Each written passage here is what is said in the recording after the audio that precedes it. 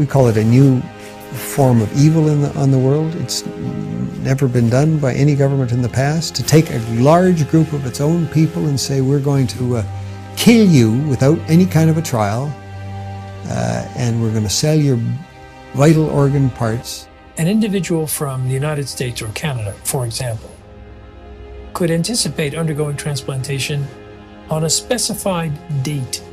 It's a crime against humanity. It's abhorrent, and it needs to stop.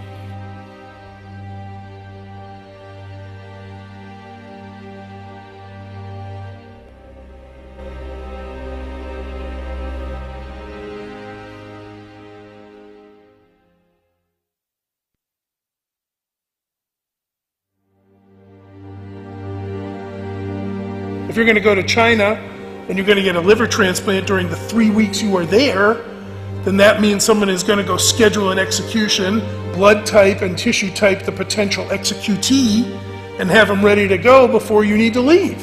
Starting at the end of 1999, the number of transplants taking place just exploded.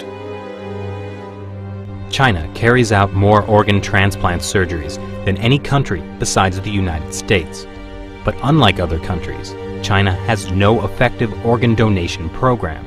That's because culturally, Chinese people believe the body must stay intact even after death. China's Deputy Minister of Health, Huang Jiefu, has suggested that there are 7,000 transplants every year from the deceased, and that more than 90% come from executed prisoners. The number of criminal executions in China is classified as a state secret, but Amnesty International's estimate is about 1,700.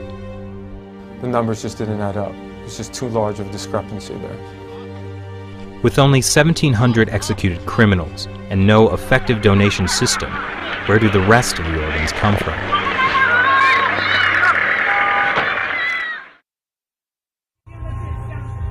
Zhao Shuhuan was put in a Chinese labor camp because she practices Falun Gong. 我每到一个劳教所，他都会让我们检查身体，给我们抽血验血。每个劳教所都是。 We estimate that in the period between 2000 and 2005, there are 41,500 transplants which have no other explained source. I'm absolutely convinced that over a long period from 1999 onwards, organ harvesting from prisoners has been taking place, especially with Falun Gong. 他领了到他那个马三家教养院有医院呢。 那个医院就是做我真理解好像就是验尿啊抽干咳。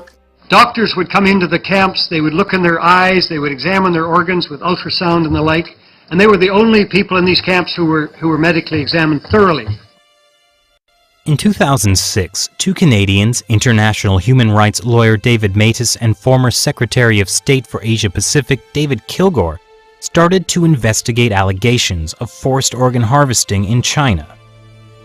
They found at least 52 points of circumstantial evidence, including websites of Chinese hospitals offering matching organs in less than a week. It's just not possible unless you have an unlimited source of organs. And these are people who are alive. We're talking about live donors. The actual transplant surgery itself was the form of execution. These were living people that were killed for their organs. Makes you think of some grotesque restaurant where you go in and you pick your lobster in a tank. But these are human beings we're talking about. The military's making money off of it. The hospitals are making money off of it. The middlemen are making money off of it. And we talk about money. We're talking about a multi-million-dollar operation.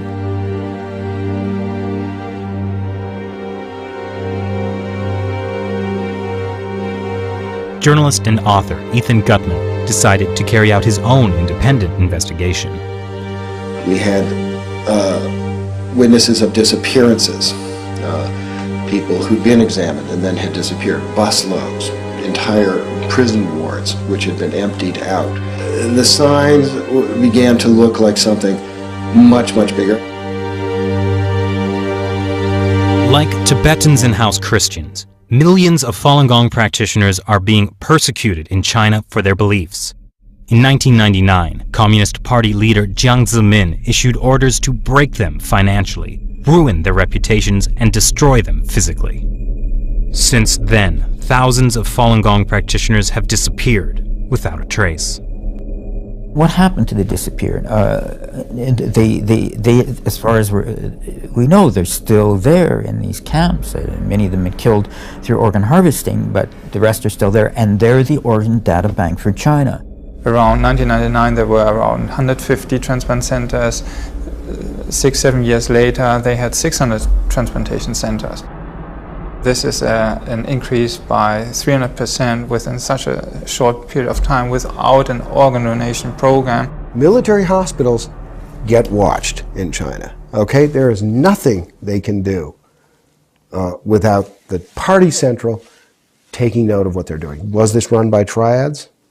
No. This is run by the state. This was murder, and it came from the state.